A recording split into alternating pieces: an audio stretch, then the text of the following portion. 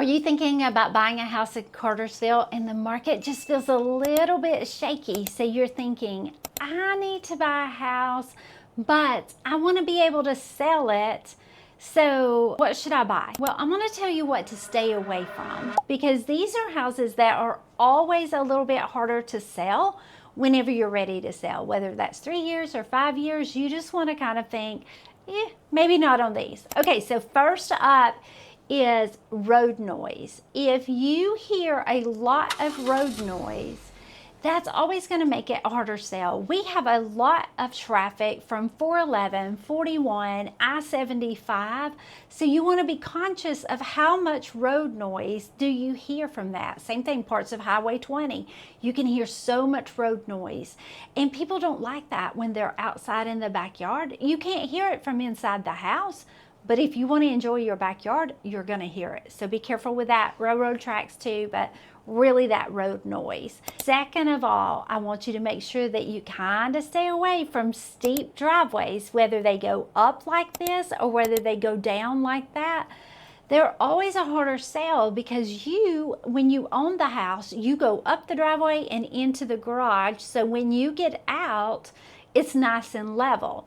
But whenever it's up for sale and the agent and the buyer, they come up the driveway and it's kind of slanted, I have gotten out of cars before where I was like, I'm just going to topple over.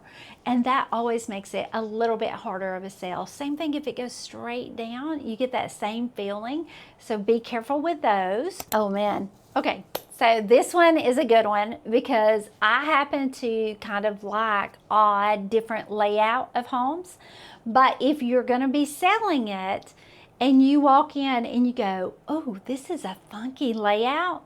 No, that's not usually what you want when you're selling, because it's a little bit harder to find the buyer that wants the funky layout than if it's more in line with what we see. So just be aware, if it's an odd, funky layout, it could be harder to sell. Now, one thing about funky layouts is sometimes that can apply to split levels because those are not technically funky, but a lot of people, depending on where they're moving from, when they walk in and they're faced with that stairs and you go up and you go down, a lot of people don't like that. Now, a lot of people do because you get so much square footage, but just be aware. If you tell me I'm going to be selling in like 3 years, I'm going to encourage you to get a ranch because everybody always likes that. I also, 2 stories can be good, but the split levels can sometimes be challenging. So that's not truly funky, but it's not well liked. All right, so then we also want to make sure that we're not buying property that's in a flood area. That would be the Bartow flood area or FEMA. So remember, we have 2 in our area. So FEMA is the one that most people hear about the most, because if your home is built in a FEMA flood area, then that means you had to have flood insurance. But a lot of homes are in this Bartow regulatory flood area, and those can make it a little bit harder, because what that is saying is there's a good chance eventually it's going to flood. So just be aware, if you're thinking that you're going to be buying and then selling, no flood areas. We don't even want to be close to a flood area because, let's be honest, the weather is wacky. Whew. Okay.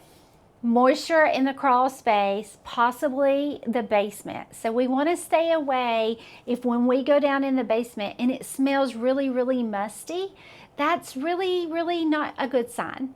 Is that a lot of reallys? Yes, it is, but that's what you got today. So we want to make sure that that crawl space has a vapor barrier, especially if there's a lot of water coming up. But just know, if you have basement problems, you're going to have basement problems. You can get them fixed 100%, but it's usually not cheap or easy. So let's look for just nice, dry, arid basement. Remember, if you buy a house with an older roof, older HVAC, older appliance, shag carpet, old windows, old deck, when you buy it, if you don't replace those, then they're just older, and that can make it hard. And here's the thing that a lot of people like. This is probably one of the things people get most mad at me about. Are you ready? Replacing your roof, replacing your HVAC, replacing your worn out appliances, replacing the deck that's rotten. Those are not upgrades. Baby, that's called maintenance. People get really upset. So you have to understand, do you get some value for having a new roof? Yes. Does it make it sell easier? 100%. But it's not an upgrade. So make sure if you're buying something and it's all old, that you're willing to put the money in to update it. Although you will not get all that money back if you go and sell it in 3 years. If that's all you did was put a new roof, new appliances, new HVAC, new hot water heater, new deck, that would not necessarily really raise your value like true upgrades would. So what are upgrades? Upgrades would be if you took the kitchen and you remodeled it from Formica countertops to granite or to quartz or something like that. Upgrades in the bathroom, same thing. You can really redo those and get some money. Building stuff out in the backyard, those are upgrades, but not maintenance items. So keep that in mind. Okay, so another one that we see is manufactured homes. And those are great, but they're not always great. That's a catch-22.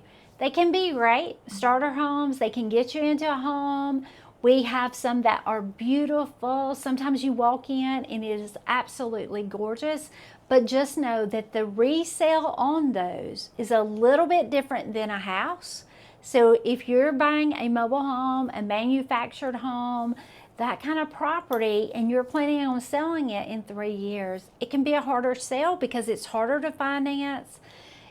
If you have a mortgage on it, it can be really hard to finance because the mortgage company, how they do the titles and surrendering the titles is a way different than if you're buying a stick-built house that's affixed to the land. And I know most manufactured homes are affixed to the land, but that doesn't always mean that the title is affixed to the land. So just be careful with those.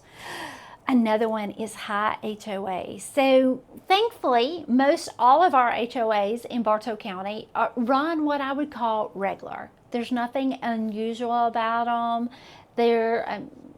We have the same amenities in a lot of them. But if you get in a HOA that has a significant higher annual due than someone else does, than the other subdivisions do, that can make it hard to sell. I also want to point out that if you're buying like a townhome or anything where the HOA is got insurance on the property, so that'd be condos and townhomes primarily. A lot of mortgage companies are really picky about what kind of insurance, because there are insurance policies that are called like 80-20, and that means the insurance is on the hook for 80%, but the homeowners are on the hook for the other 20%. And that can be a nasty bill if something catastrophic happens. So just kind of know that HOAs can impact how easy it is to resell, and that's important. All right, so the last one is, how long was the house that you're buying on the market? Because like, we see houses like, I had a buyer that was looking at a house with somebody on the team, and when we pulled the history on that house, it had been for sale for 3 years, pretty much all year. Now, they want it to be their forever home, so I was good with that. But if they had told us that they really think this will be short term, I would have told them, okay, if it's taking this long to sell it, we really need to identify why. If it was just price, obviously you can fix that.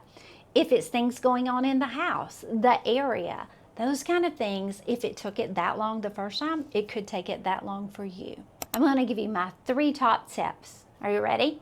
Number 1, buy the boring. You want it in a normal neighborhood. You want it in a nice condition, a normal layout, just kind of boring, because those appeal to the most people. Avoid project houses, because if you are thinking you're going to move in 3 years, getting all the projects done and being able to enjoy them won't happen, and you won't be happy trying to do projects and get your money back out of the house like that, because a lot of times it doesn't work like that. And then third, I want you to prioritize what we call selling magnets. Nice level backyard, nice quiet street. Is it a dead end? That's even better. A decent lot size. And is everything in the house, inside and out, you know, somewhere between 10 to 20 years old? Because you get in that range, they're not functionally old. They still have life on them, and you don't necessarily have to replace them under that maintenance I told you about. So kind of watch out for those three. So our job isn't to talk you into a house. Our job is to sometimes talk you out of a house. And what does that mean? That means if you're working with Jenny Smith and Associates, we are going to tell you like, hey, this backyard is really noisy. Are you okay with that? And do you plan on being here? We're going to point out, okay, you smell that musty smell in the basement? That means something's going on.